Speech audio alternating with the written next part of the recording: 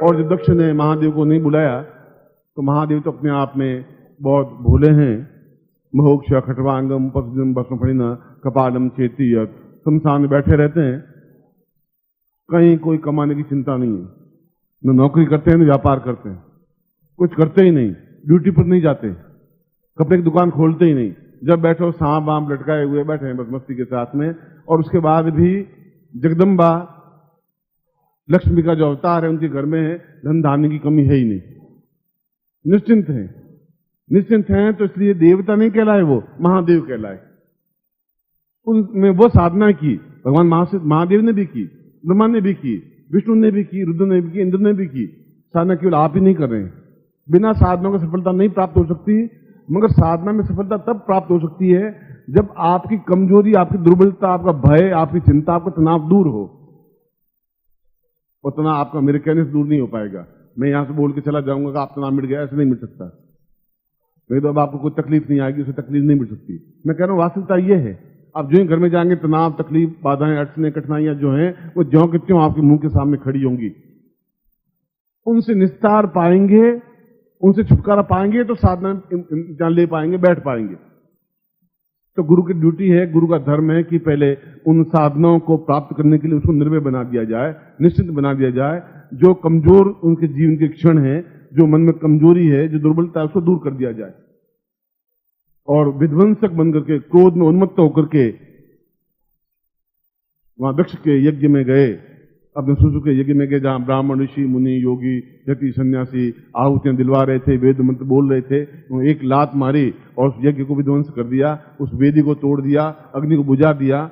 और क्योंकि उससे पहले सती ने सोचा कि जहां मेरे पति को ही नहीं बुलाया गया, सब देवताओं को बुला दिया, मेरे पति को बुलाया नहीं, इससे बड़ा अपमान और क्या हो सकता है। वह खुद उस यज्ञ कुंड में कूद गई। कूद अधमरी हुई तो लोगों को जला दिया, आधी जली तो बाहर निकाल दिया। और जो पत्नी की रक्षा नहीं कर सके वो पति हुआ ही क्या, उसकी मर्यादा का पालन कर सके नहीं कर सके, वह कैसा पति होगा, वह किसके भरोसे जिंदा रहेगी वो। और भगवान शिव, भगवान तो वह होता है जिसमें ज्ञान हो। भगवान अपने आप में कोई अजूबा नहीं है कि बस जो नई चीज पैदा हुआ वो भगवान है। भगवान तो आप सब हैं, ये शंकराचार्य स्पष्ट कर चुके हैं।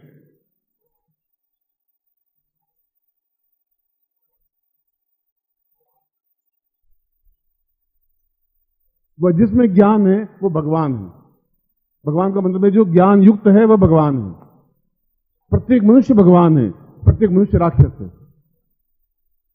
हम क्या हैं ये आपको चिंतन करना है और उस लाश को, अबजली लाश को अपने कंधे पर लेकर के उस क्रोध की अवस्था में पूरे भारतवर्ष में घूमे। क्रोध शांत नहीं हुआ। इतना बड़ा अपमान कि मेरी पत्नी जल गई और मैं कुछ नहीं कर पाया। और क्रोध की एक चरम सीमा, उस चरम सीमा में इन सारे दक्ष जैसे वरदान प्राप्त और तांत्रिक व्यक्ति को विद्रोह किया जाए, कैसे किया जाए। तो उन्होंने अपनी जटा में से बहुत उत्तेजना पूर्वक एक मंत्र के माध्यम से, जो पूर्ण इस जगदम्बा से भी 100 गुना ज्यादा, जो साकार प्रतिमा, जो सारे परेशानियों को, बाधाओं को, अड़चनों, कठिनाइयों को शत्रुओं पर एकदम से प्रहार कर सके, समाप्त कर सके। वो चाहे शत्रु आपकी भूख हो, चाहे परेशानी हो, चाहे बाधा हो, चाहे मुकदमाबाजी हो, चाहे असफलताएं हो, चाहे आपके जीवन में सफलता नहीं हो, चाहे घर में कलह हो, ये सब बाधाएं हैं। चाहे पैसे नहीं आ रहे हो, चाहे व्यापार नहीं हो रहा, ये सब बाधाएं हैं, ये समस्या है, ये कठिनाइयां, ये अड़चने हैं। इनको समाप्त करने के लिए उनका की एक रचना की। मैं कहा जगदम्बा से भी ऊंचा, मुझसे भी ऊंचे गुरु हैं, मुझसे भी ऊंचे विद्वान होंगे, आपसे भी ऊंचे होंगे। मैं जगदम्बा का इस बात को कहकर के न्यूनता नहीं दिखा रहा हूं, मगर उन्होंने उस जटा में से, जटा कैसी कि भागीरथ ने जब गंगा का प्रवाह किया और उस जटा के अंदर उसने भगवान शिव ने लिया, तो 1.5 साल तक उस जटा में गंगा घूमती रही, बाहर निकलने का रास्ता ही नहीं मिला, इतनी गंदी जटा। उसने भगीरथ ने प्रणाम किया कि महाराज, अगर ये गंगा नदी आपकी जटा में घूमती रही तो रास्ता मिलेगा ही नहीं उसको, इतनी घनीभूत जटा है, इसको पृथ्वी पर उतारें तो इन देवताओं का, लोगों का कल्याण हो सकेगा। और उन मंत्रों के माध्यम से गंगा को, उस देव गंगा को इस पृथ्वी पर उतारा। ऐसे एक विकराल विध्वंसक महादेव हमने उनको सौम्य स्वरूप देखा है, आंखें बंद किए शमशान में बैठे हुए हैं और बस सांप की मालाएं पहने हुए हैं, ऊपर गंगा नदी प्रवाहित हो रही है और बस ध्यान से बैठे हुए हैं। उनको वह रूप देखा है, क्रोधमय रूप नहीं देखा, ज्वालामय रूप नहीं देखा, आंखों से बरसते हुए अंगारे नहीं देखे नहीं, इसलिए किसी ने दिखाया नहीं आपको। महादेव इसलिए नहीं बने। आप हाईएस्ट पोस्ट पे पहुंचेंगे तो हाथ जोड़ जोड़ के नहीं पहुंचेंगे, ज्ञान को प्राप्त करने के लिए गिड़गिड़ाते हुए नहीं पहुंच पाएंगे। आप में ताकत होगी, क्षमता होगी, और उस जटा में से जो निकाला उसको कृत्या कहते हैं। उस कृत्या ने पूरी दक्ष का सिर काट दिया एक क्षण में। जो तंत्र का उच्च कोटि का विद्वान था, तंत्र के समान कोई विद्वान नहीं था उस समय, तंत्र का ज्ञाता था, जिसको ये वरदान था कि तुम मर ही नहीं सकते, उस कृत्या ने एक क्षण में उसका सिर काट कर बकरे का मुंह लगा दिया, इसके ऊपर जोड़ दिया और सारे ऋषियों मुनियों को उखाड़ उखाड़ कर फेंक दिया उस कृत्या ने। एक भी ऋषि योग्य नहीं है जो एक पत्नी जले और वह कुछ चुपचाप बैठे बैठे देखते रहे, भगवान से इसको प्राप्त नहीं कर समझ नहीं सके। और वे जहां जहां भी उस क्रोध की अवस्था में, क्रोध में आदमी कुछ भी कर बैठता है और क्रोध होना ही चाहिए। क्रोध नहीं है तो मनुष्य जीवित नहीं रह सकता, संभव नहीं रह सकता। क्रोध हो, रचनात्मक हो, ऐसा नहीं शत्रु हमारे सामने खड़े हो और हम गिड़गिड़ाएं भैया तुम मत कर, ऐसा हो नहीं सकता। वो हाथ ऊंचा करे उससे पहले 6 जापते हैं, बन जानी चाहिए, देखा जाएगा, बाद में तू आएगा देखा जाएगा।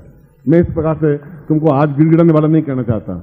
मैं बना ही नहीं सकता, बन भी नहीं सकता। जब बना ही नहीं तो मैं कैसे बनाऊंगा? मैं पहले हाथ उठाऊंगा नहीं, और हाथ उसका उठा मेरे गाल तक पहुंचेगा उससे पहले तो 6 थपड़े मार के नीचे गिरा दूंगा।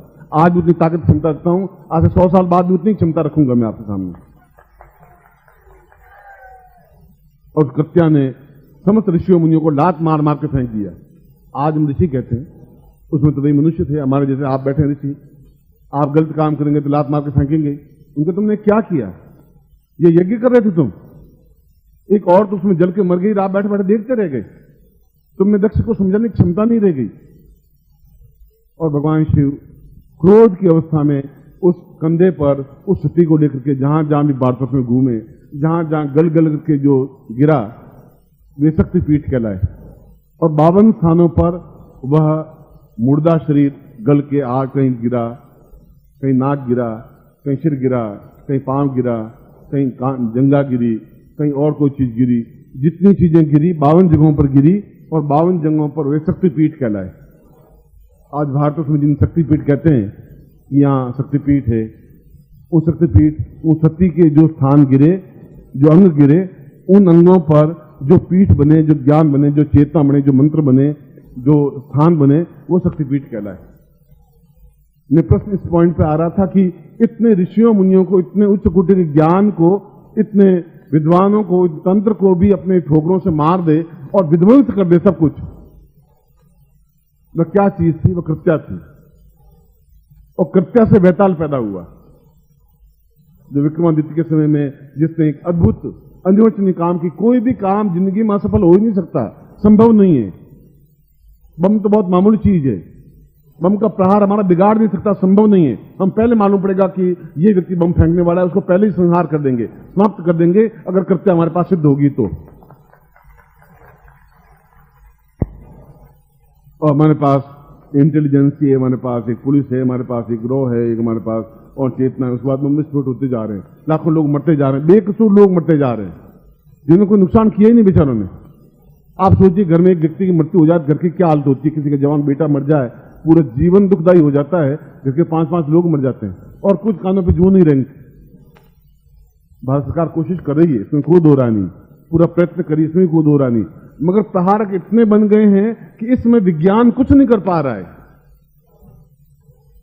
इसमें ज्ञान के माध्यम से, चेतना के माध्यम से फिर कोई एक व्यक्ति पैदा हो, फिर आपको वह ज्ञान दे, फिर आपको वह चेतना दे जिसके माध्यम से ये बम विस्फोट बंद हो सके, ये लड़ाई बंद हो सके, ये समाप्त हो सके, ये अपने आप में कहला सके कि ये व्यक्ति अपने आप में इतना तेजस्विता है। आप इतने लोग हैं पूरे संसार में, इस विध्वंसता को, विनाश को ना समाप्त कर सकते हैं, इतनी क्षमता आप में है। इसलिए मैं कह रहा हूं आप कायर नहीं है। आपने अपने को कायर मान लिया है, आपने अपना बुज़दिल मान लिया, आपने बुढ़ापा मान लिया है, आपने को न्यूनता मान लिया। और जो पुरुष कर सकता है वो स्त्री भी कर सकती है। तुमने भेद कर लिया, ये भेद मुगलों के समय में आया, स्त्री बिल्कुल अलग, पुरुष बिल्कुल अलग, इसलिए बाहर नहीं निकले, घर के बाहर चिकड़ निकलते गड़बड़, पुरुष घर के अंदर बाहर काम करे और घूंघट निकाले हुए बैठी रहे, क्योंकि जो घूंघट अच्छा देखा नहीं मुसलमान उठा के लेके ले जाते थे हिंदुओं की लड़कियों को। तब घूंघट प्रथा, उन्होंने बुर्का प्रथा निकाली, इन्होंने घूंघट प्रथा निकाल दी बेचारों ने। ये मुगलों का टाइम था, ये 300 साल पहले घटना घट चुकी।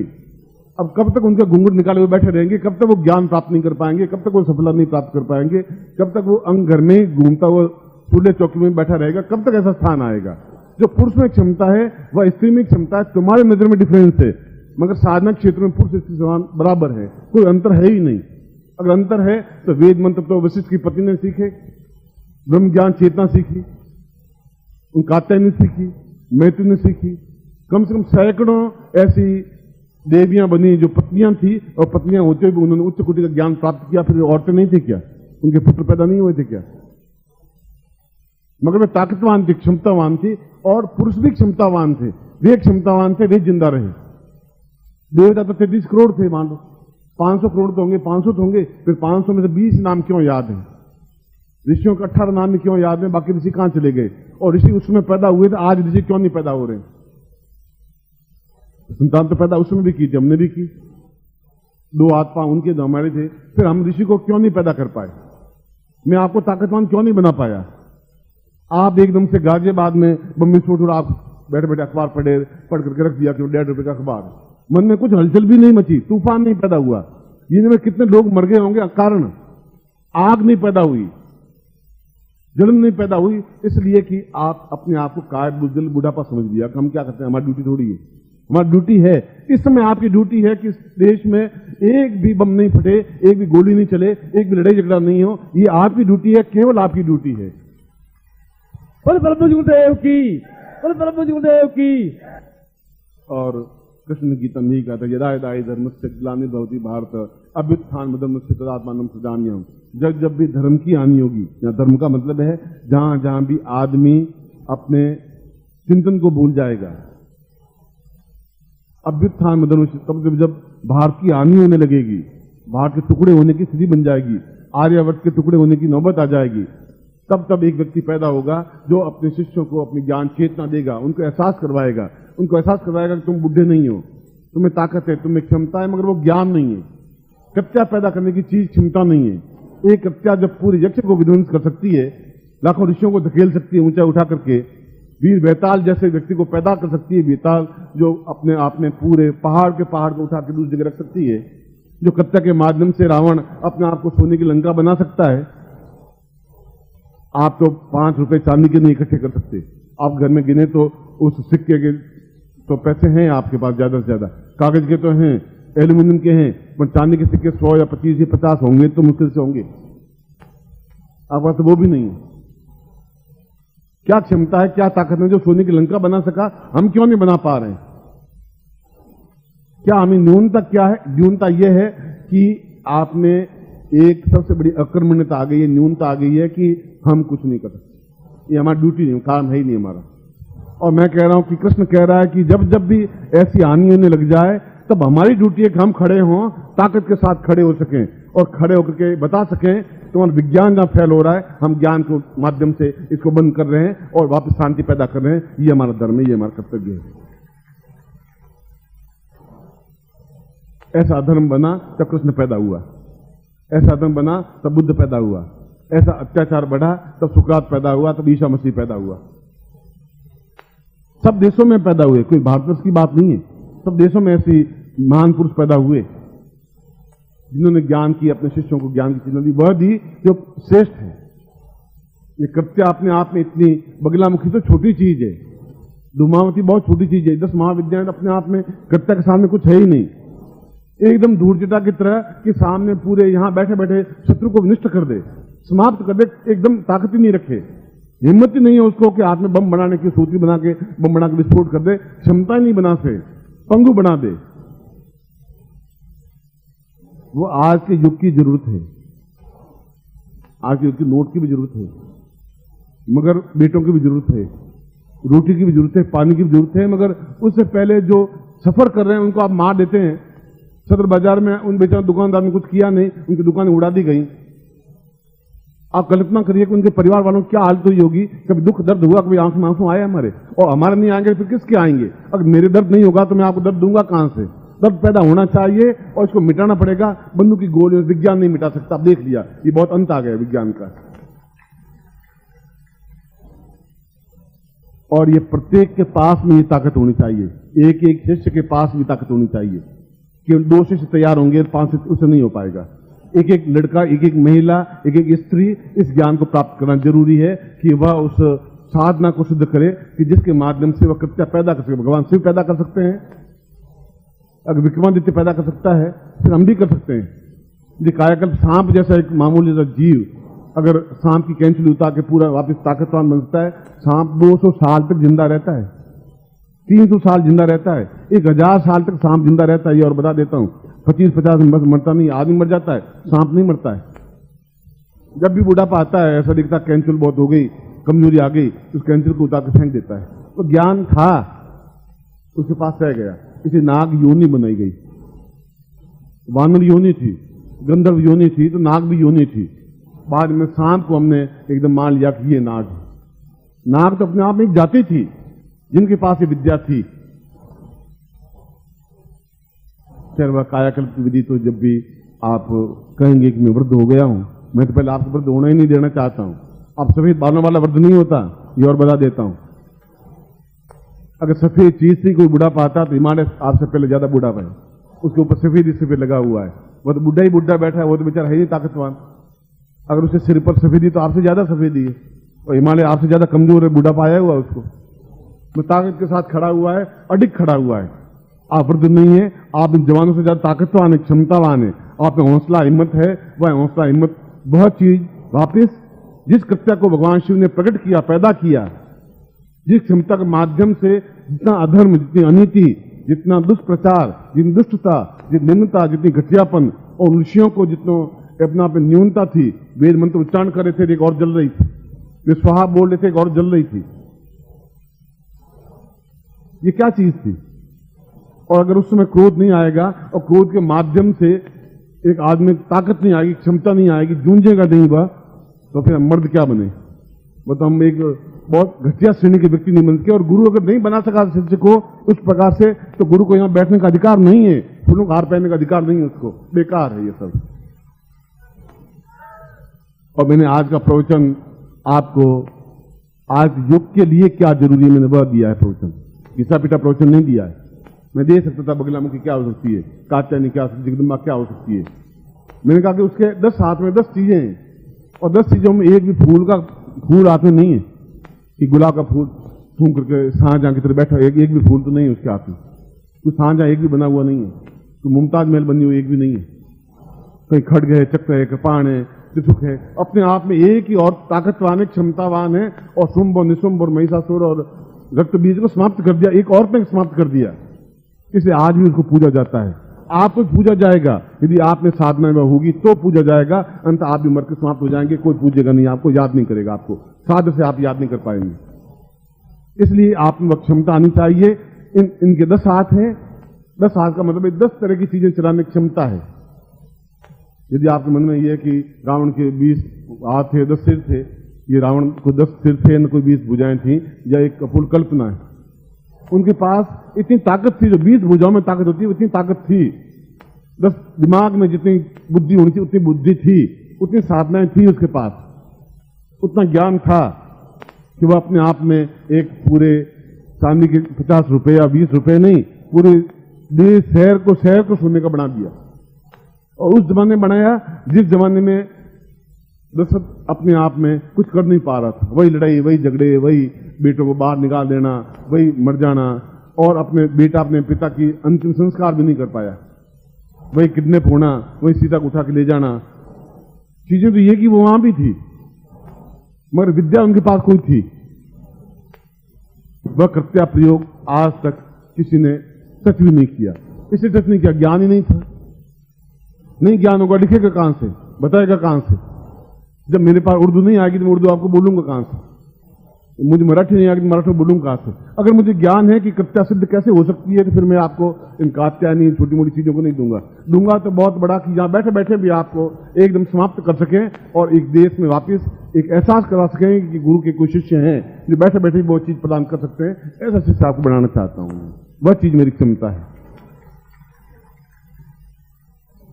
और आज इस दूसरे दिन मेरा थोड़ा प्रवचन क्रोधमय हो गया और मैंने कहा कि क्रोध नहीं करता है उससे घटिया कोई आदमी नहीं होता, सबसे मरा हुआ जीव होता है जिसको क्रोध आता ही नहीं।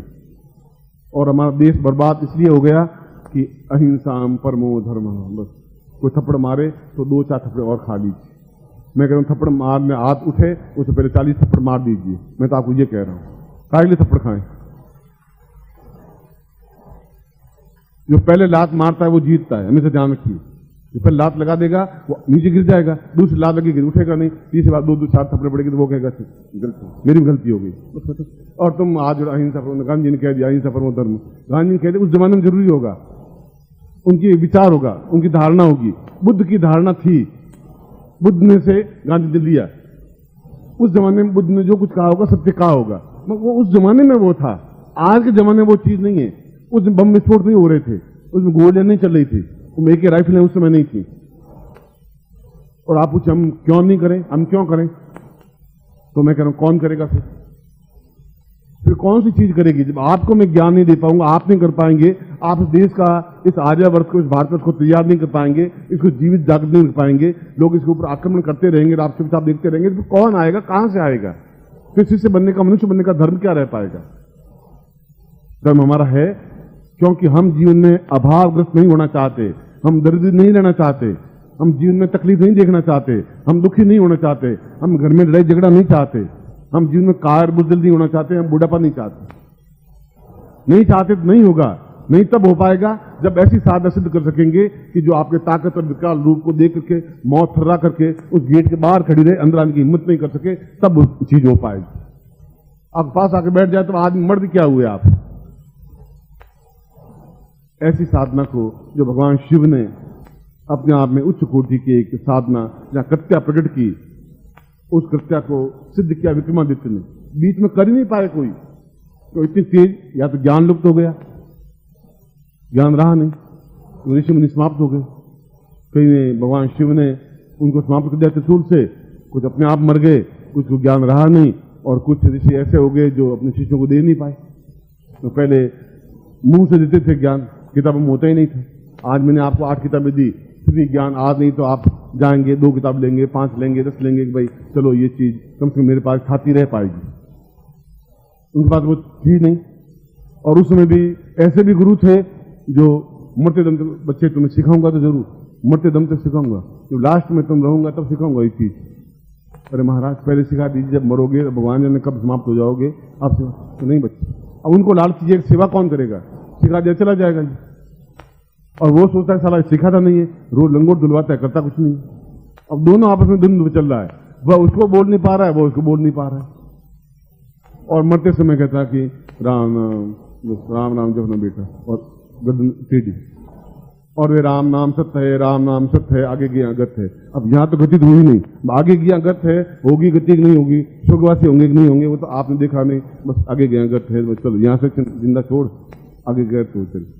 मैं कहता हूं कोई गति वती होनी नहीं है, गति हम दूसरों की करेंगे, जो हमारा गड़बड़ करेंगे, जो हमारे घर में दरिद्रता लाएगा, जो कमजोरी लाएगा। कारखाने में कोई गोली बननी नहीं चाहिए जो आपके परिवार को कोई लग जाए, ऐसी गोली कारखाने में नहीं बननी चाहिए, लगेगी कहां से फिर वो। और मैं आपको ऐसा ही क्षमतावान बनाना चाहता हूं, मैं उसी विद्या को देना चाहता हूं जो 5000 वर्षों में जो समाप्त हो गई, उस ज्ञान को वापस देना चाहता हूं, उस कृत्या प्रयोग को आज वापस दूंगा नवरात्रि दिनों में। और मैं आपको आशीर्वाद देता हूं कि आप ऐसे ही तेजस्विता बने, सूर्य तो बहुत कम चमक वाला है, उस 1000 गुना चमक वाला बने, ऐसा मैं आपको प्रयोग करवाऊंगा। मैं आपको एक बार फिर आशीर्वाद देता हूं, कल्याण कामना करता हूं। 1 घंटे के लिए आपको छोड़ूंगा, 1 घंटे बाद वापस मैं आपके सामने उपस्थित। ओम परम तत्वाय नारायणाय गुरुभ्यो नमः।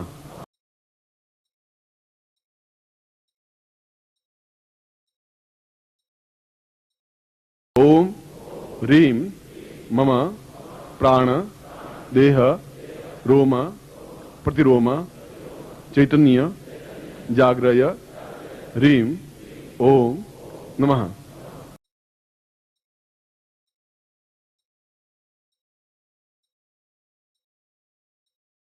ओम भूर्भुवः स्वः तत्सवितुर्वरेण्यं भर्गो देवस्य धीमहि धियो यो नः प्रचोदयात्।